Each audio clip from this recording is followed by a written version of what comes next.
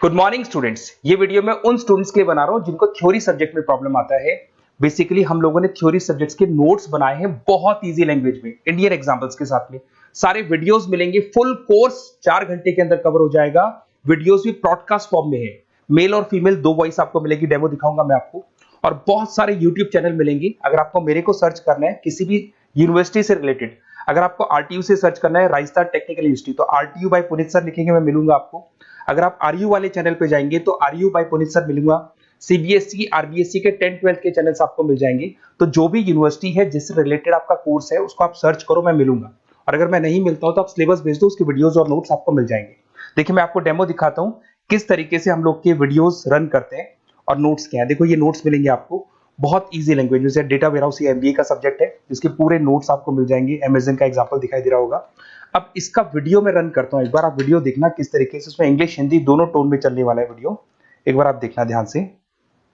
लेकिन इतने सारे डेटा को इस्तेमाल ना कर, आजकल हर तरफ डेटा डेटा डेटा, लेकिन इतने सारे डेटा को इस्तेमाल लायक कैसे बनाया जाए, इसी का एक बड़ा जवाब है डेटा वेयरहाउसिंग।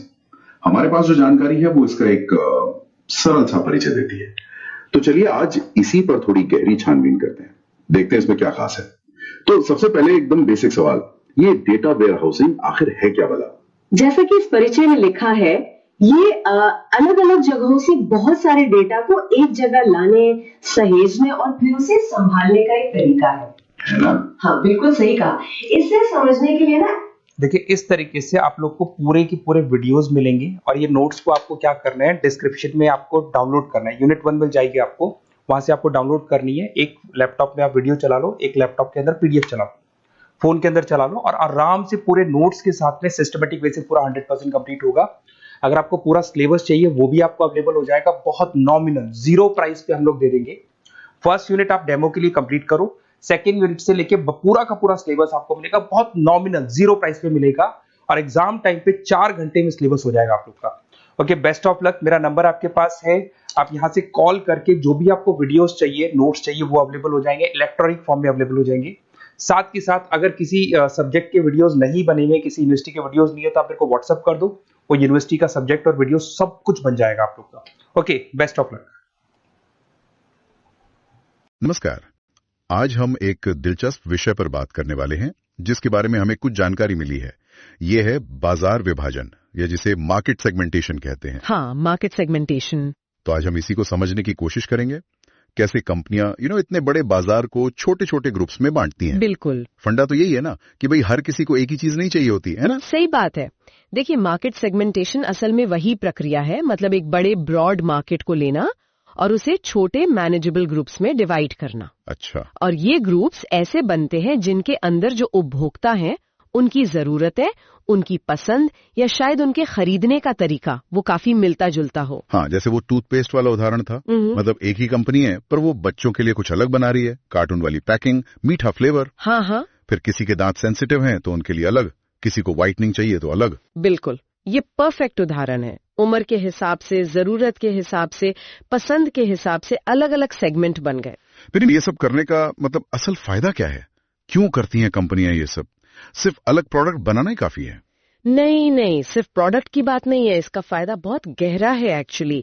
जब आप अपने ग्राहक को इतने अच्छे से समझते हैं ना, तो आप सिर्फ सही प्रोडक्ट नहीं बनाते हैं। Okay. आप उसके लिए सही कीमत तय कर पाते हैं, सही तरीके से प्रमोशन मतलब एडवर्टाइजिंग कर पाते हैं। हाँ। और सही चैनल से उस तक पहुंचते भी हैं। अच्छा, मतलब पूरी स्ट्रैटेजी बदल जाती है। हाँ, पूरी स्ट्रैटेजी टारगेटेड हो जाती है और इसका नतीजा कस्टमर ज्यादा खुश रहता है, सेटिस्फाइड, वो लॉयल बनता है, बार बार खरीदता है और इससे सेल्स बढ़ती है। और एक और बड़ा फायदा, मार्केटिंग का पैसा बचता है, क्योंकि आप उन लोगों पर फोकस करते हैं जो वाकई आपके ग्राहक बन सकते हैं। फालतू जगह पैसा वेस्ट नहीं होता। ये बात तो सही है, पैसा बचाना तो सबको अच्छा लगता है। अच्छा, तो ये विभाजन करते कैसे? वो जो जानकारी थी उसमें 4 मेन तरीके बताए थे। पहला था भौगोलिक यानी ज्योग्राफिक सेगमेंटेशन। हाँ, ज्योग्राफिक, ये सबसे सीधा साधा तरीका लगता है कई बार। इसमें मार्केट को लोकेशन के आधार पर बांटा जाता है। लोकेशन मतलब देश, राज्य, शहर, कोई खास एरिया, यहाँ तक कि मौसम या क्लाइमेट के आधार पर भी। जैसे ठंडी जगहों पर गर्म कपड़ों की, मॉइस्चराइजर की जरूरत ज्यादा होगी। हाँ, और गर्म इलाकों में कॉटन के कपड़े, सनस्क्रीन वगैरह। बिल्कुल। या जैसे खाने पीने की बात करें तो शायद नॉर्थ इंडिया में लोग थोड़ा ज्यादा मसालेदार पिज्जा पसंद करें और साउथ में शायद कम मसाले वाला। हाँ, ये तो होता है, लेकिन क्या सिर्फ जगह देख लेना काफी है? मतलब एक ही शहर में भी तो अलग अलग तरह के लोग रहते हैं, उनकी जरूरतें अलग होती हैं। बिल्कुल सही पॉइंट है, सिर्फ जगह देखना काफी नहीं होता। इसीलिए दूसरा बेसिस है जो बहुत कॉमन है, जनसांख्यिकीय यानी डेमोग्राफिक सेगमेंटेशन। डेमोग्राफिक, इसमें क्या क्या आता है? इसमें वो चीजें आती हैं जिन्हें हम नाप सकते हैं, जैसे उम्र, जेंडर, इनकम लेवल, पढ़ाई लिखाई, पेशा क्या है, परिवार में कितने लोग हैं, धर्म, ये सब। अच्छा। ये तरीका बहुत पॉपुलर है क्योंकि इसका डेटा आसानी से मिल जाता है और ये काफी हद तक बताता है कि लोग क्या खरीद सकते हैं या उन्हें किस चीज की जरूरत हो सकती है। हाँ, जैसे बच्चों के लिए खिलौने, कॉलेज स्टूडेंट्स के लिए गैजेट्स या फिर बुजुर्गों के लिए हेल्थ केयर प्रोडक्ट्स। इनकम के हिसाब से भी, कमाई वालों के लिए बजट फोन, ज्यादा वालों के लिए लग्जरी गाड़ियां। एग्जैक्टली।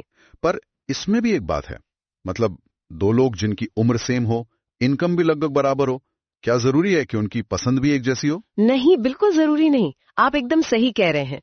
यहीं पर तीसरा आधार काम आता है, मनोवैज्ञानिक यानी साइकोग्राफिक सेगमेंटेशन। साइको, अच्छा, मतलब दिमाग से जुड़ा हुआ। समझने की कोशिश करता है कि लोग असल में सोचते कैसे हैं। ओ, ये तो ज्यादा गहरा हो गया। जैसे कोई है जो फिटनेस को लेकर बहुत पैशनेट है, हाँ, तो वो शायद प्रोटीन शेक, जिम के कपड़े, इन सब पर ज्यादा खर्च करेगा, भले ही उसकी इनकम उतनी ज्यादा ना हो। बिल्कुल। या कोई पर्यावरण की बहुत चिंता करता है तो वो ऑर्गेनिक चीजें खरीदेगा। बिल्कुल, यही है साइकोग्राफिक। इसे मापना थोड़ा मुश्किल जरूर है डेमोग्राफिक के मुकाबले, पर ये कस्टमर के असल मोटिवेशन क्या है ये समझने में बहुत मदद करता है। और चौथा है व्यवहारिक यानी बिहेवियरल सेगमेंटेशन।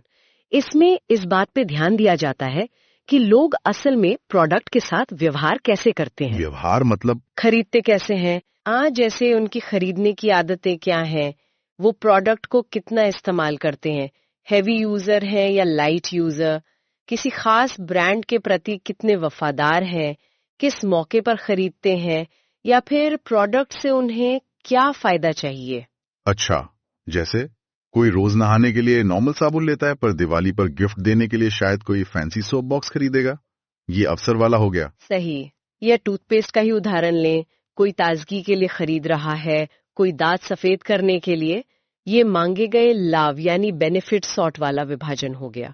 और ये जो लॉयल्टी प्रोग्राम होते हैं, ज्यादा खरीदने पर पॉइंट्स मिलना, ये भी इसी में आएगा। हाँ बिल्कुल, वो हेवी यूजर्स को रिवॉर्ड करने का तरीका है जो व्यवहारिक विभाजन का ही हिस्सा है। असल में कंपनियां अक्सर सिर्फ एक आधार इस्तेमाल नहीं करती। अच्छा। वो इन चारों ज्योग्राफिक, डेमोग्राफिक, साइकोग्राफिक और बिहेवियरल को मिला जुलाकर इस्तेमाल करती हैं ताकि कस्टमर की एक ज्यादा क्लियर, ज्यादा डिटेल्ड तस्वीर बन सके। समझ गया। तो मतलब निचोड़ यही है कि ये मार्केट सेगमेंटेशन कंपनियों को वो वन साइज फिट्स ऑल वाली अप्रोच हटाकर स्पेसिफिक ग्राहक समूहों पर फोकस करने में मदद करता है। बिल्कुल। इससे वो सही प्रोडक्ट सही मैसेज के साथ उन तक पहुंचा पाते हैं, बेहतर सर्विस दे पाते हैं और अंत में कस्टमर भी खुश और कंपनी का मुनाफा भी बढ़ता है। संक्षेप में कहें तो जो स्मार्ट मार्केटर्स होते हैं ना, वो सिर्फ बेचते नहीं है, वो पहले मार्केट को ढंग से समझते हैं, उसे सही तरीके से बांटते हैं और फिर उस सेगमेंट को जीतते हैं। ये एक सोची समझी स्मार्ट स्ट्रेटजी है। बहुत खूब। और जाते जाते एक सवाल श्रोताओं के सोचने के लिए छोड़ जाते हैं। हम रोजाना न जाने कितने प्रोडक्ट्स इस्तेमाल करते हैं।